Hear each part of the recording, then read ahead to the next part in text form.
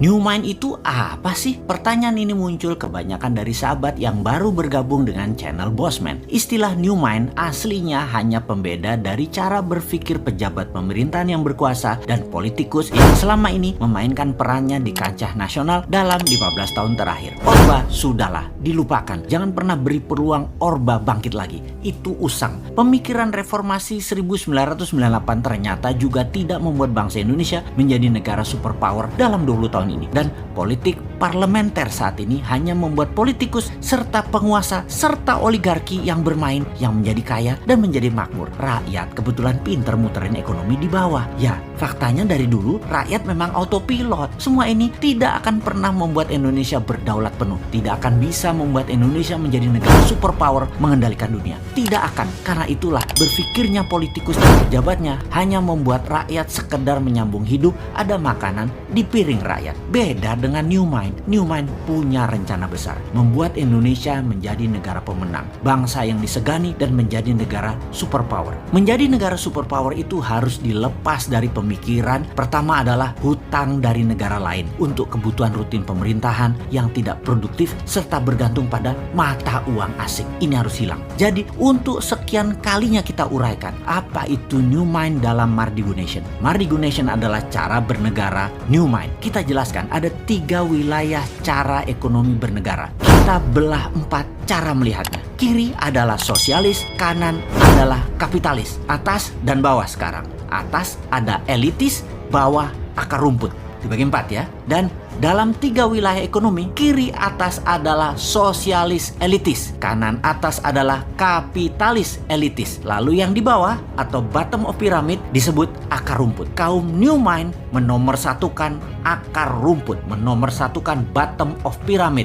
menomorsatukan buruh, menomorsatukan pebisnis UKM, menomorsatukan petani dan nelayan. Problem akar rumput yang paling mendasar adalah tidak melek keuangan dari accounting system, finance hingga payment system, pembiayaan dan peminjaman. Financial literacy-nya harus ditingkatkan, kesadaran kemakmurannya harus di-upgrade. New Mind itu melihat BUMN itu sebagai threat atau ancaman. Karena itulah BUMN kaum sosialis elitis. Karena kebijakan BUMN sering menekan UKM dan malah berkompetisi dengan UKM. Harusnya BUMN itu berkompetisi dengan korporasi besar asing dan pendapatnya harusnya terbanyak dalam mata uang asing terutama dolar. Itu harusnya BUMN banyak dapat dolar. Namun faktanya BUMN malah jago impor alias bukan pahlawan devisa. Penghasilannya rupiah dan memakan pasar UKM. Namun secara politik BUMN bisa dijadikan para penguasa sebagai cash mesin dalam tanda petik oleh penguasa dan alat tekan oposisi. Pemiskinan orang atau pengayaan kelompok tertentu bisa diatur demikian. Jadi ketika New Mind mendapatkan kepercayaan rakyat, BUMN dari 800 tinggal 20 kali. Yang kedua, terlihat New Mind itu anti oligarki atau kapitalis elitis kanan atas. Benar, saat ini sejak Orde Baru hingga sekarang oligarki berkuasa penuh. Bahkan pembiayaan seperti bank, uangnya terbanyak ke mereka. Untuk kaum kapitalis elitis, untuk para oligarki, dananya diambil dari akar rumput. Uangnya buat elitis, buat kanan atas, juga buat kiri atas.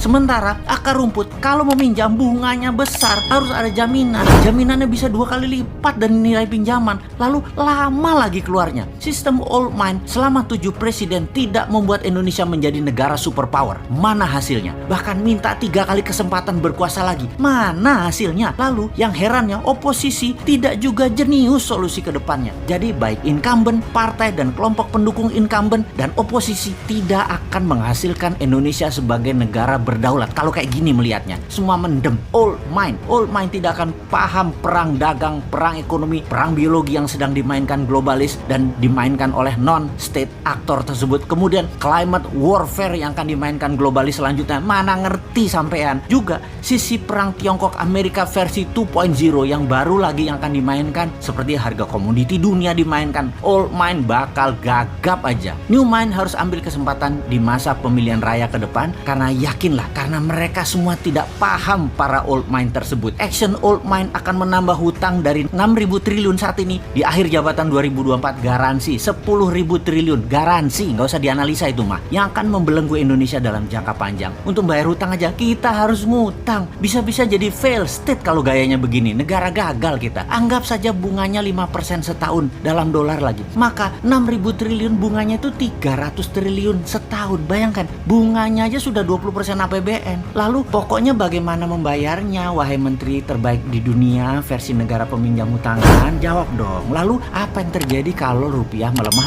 5% setahun? Itu nggak ngejar lo bayar utangnya. Jadi sebagai pemerakarsa New Mind, Mardi Gunasion seorang bosman fokus di dua hal sebagai bukti New Mind bukan teori. Pertama, pembiayaan UKM melalui urun dana, di mana Santara adalah perusahaan bosman yang akan membuktikan bahwa kekuatan akar rumput lah yang bisa membuat Indonesia berdaulat. Kemudian sistem pembayaran menggunakan platform dinaran, di mana rupiahnya anti inflasi dengan underlying emas, dan emasnya bisa diberikan atau dipindahkan sesama akun dinaran. Ini sistem pembayaran yang menarik, ini alat tukar yang menarik. Semua ini adalah bagian dari kontribusi New Mind terhadap sistem ekonomi agar membuat Indonesia berdaulat. Bayangkan, ketika New Mind berkuasa, sistem dinaran akan diambil alih oleh pemerintah, masuk ke dalam sistem. 100% diambil pemerintah dan milik pemerintah. Lalu rupiah dicetak 6.000 triliun dengan jaminan emas yang masih di gunung yang akan diproduksi dalam 10 tahun ke depan. Gunung-gunung milik negara, milik rakyat. Asetnya dibuat bahan baku dari tabungan metal, penjamin terbitnya uang cetakan tadi. Kedaulatan Indonesia akan menjadi meningkat 2 kali lipat hanya dalam 1 tahun. Jadi Dinaran dan Santara adalah contoh atau etalase dari konsep New Mind untuk menjalankan ekonomi bernegaranya. Semoga diterima masyarakat dan para sahabat semua kaum akar rumput. Anda menerima dua sistem ini. Kita segera batasi elitis. Kita utamakan ekonomi akar rumput.